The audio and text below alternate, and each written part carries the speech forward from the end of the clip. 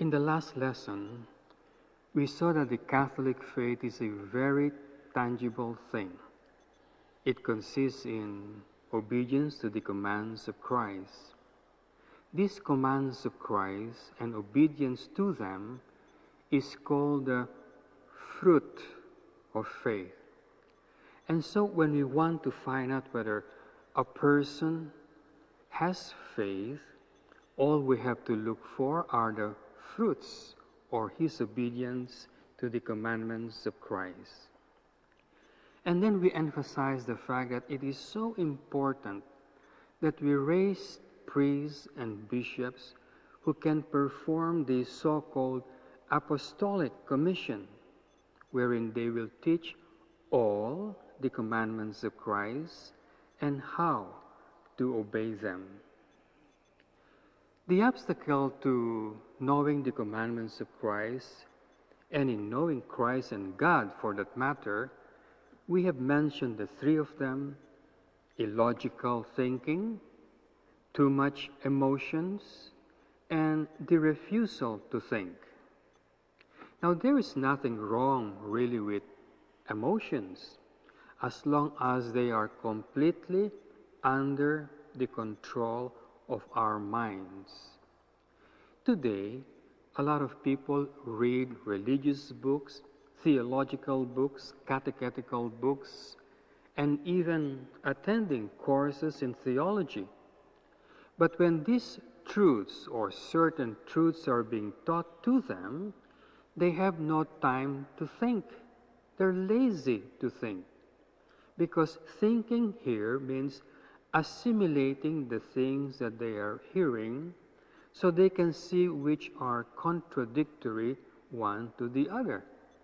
And so we have Catholics who have read much, but the teachings of Christ in their minds are all scattered, unrelated one to the other. Now, the defect in the Catholic Church, even Christ prophesied it, the crisis in the Catholic Church, which Cardinal Ratzinger had been mentioning, is the fact that Catholics, the men in the Church, cannot seem to reach faith. So we have a Catholic Church whose members have no Catholic faith. And that is horrible, because without this faith, we cannot attain eternal life. And usually when the state of the church is like this, it is because of the state of the leaders. That is why we try to give some comments about seminaries in the last lesson that we have. Bishop Gregory, it is said, addressing a convocation of vocation recruiters. These are people who try to attract young boys into the priesthood, said that those who are attending his seminar on vocation seems to have no concept whatsoever of what is the Catholic religion. And not only that, that the first ones who enter the seminary does not know what Catholic religion means or is, or what are the beliefs of the Catholic religion. And it seems that even during their seminary training, they never imbibe a true picture of the Catholic religion. To the point that when the Pope wrote the encyclical Pastores Dabo Vobis. I give you shepherds, I give you pastors. He said that the state of the training of seminarians and of the state of the priests is, in his words, grave crisis. So you see here, we have been mentioning to you the state of seminaries, and this is proven by research work and statements from people from the Vatican who are qualified to make such statements. Cardinal Baum, he is the prefect of the Congregation of Catholic Education. He is in charge, he's a Roman office, he is in charge of directing and supervising the courses in seminaries and Catholic school. Says that all the crisis in the Catholic Church today is caused by the rupture between scriptures and tradition. See? They are simply repeating what I have said. And the reason why we agree is because that has been the problem of the Catholic Church from the beginning, even from Eve, who thought illogically. The Catholic Church has no new problems. The problems of the Catholic Church from the beginning up to now had always been the same. Illogical thinking members of the Catholic Church, emotional members, and members who refuse to think. Notice that all the recent statements and analysis made by the Vatican offices and research work on seminaries had quoted exactly the same thing. Pastores Dabo Vobis says exactly the same thing. The problem is ignorance of the commandments of Christ and how to obey them. In short, the Catholic Church does not have the Catholic faith, proven by their disobedience to the commandments of Christ. And the solution had always been the same from the time of Adam and Eve. Well, maybe from the time of the fathers of the Church.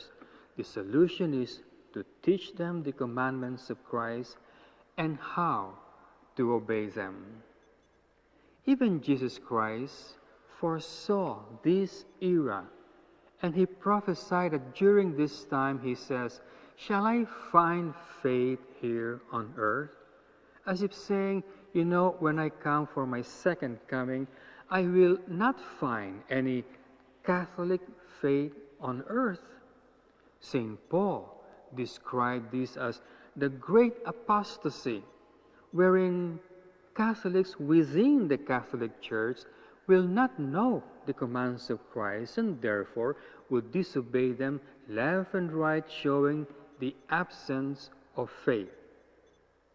Now this is one part of the Catholic Church which we call the men of the Church that has the problem of not having faith. Now let us look at how the true Catholics behave. How does God counteract this tendency among the members of the Catholic Church? Well, you see, in an air-conditioned room, the aircon works in this way, that if you put the thermostat at 24 and then the air cools down and then it begins to heat up because the thermostat is off, the moment it reaches a critical level, the thermostat starts again and begins to cool down the room once again. Well, the Catholic Church works that way exactly.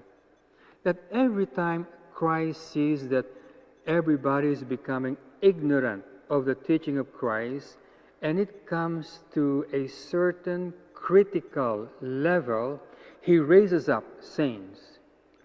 Saints who reason well, saints who are intellectual, and their emotions are completely under control. Saints who like to think. That is why the sign of a Catholic Church that is renewing itself is the resurgence of monastic orders.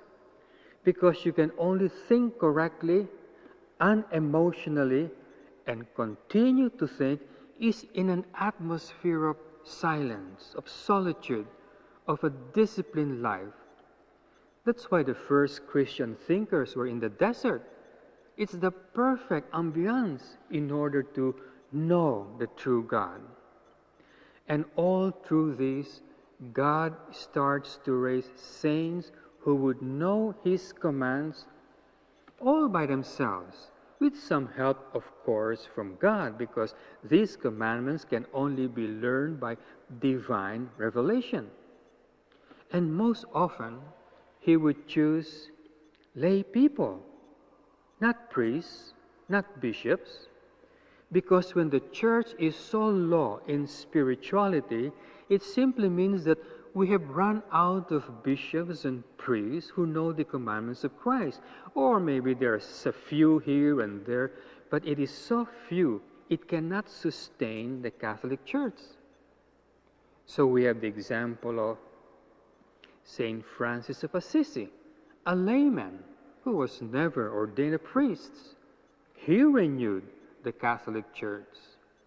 And there was Saint Catherine of Siena, who was advising priests and bishops and cardinals and even popes. This is God's strange ways in renewing His church. This is His true church, because these are the people who have learned by themselves the commandments of Christ, obeyed them, and began to teach it to others. This is not truly the Church of Christ. Those Catholics who know nothing about the commandments of Christ and therefore has no faith. This is the Catholic faith. This is not.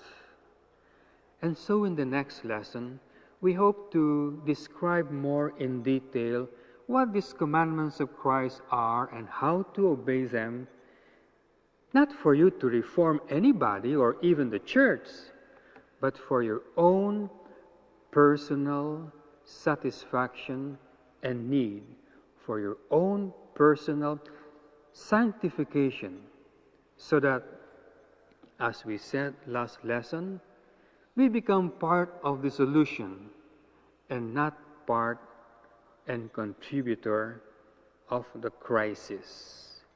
May the divine assistance always be with you.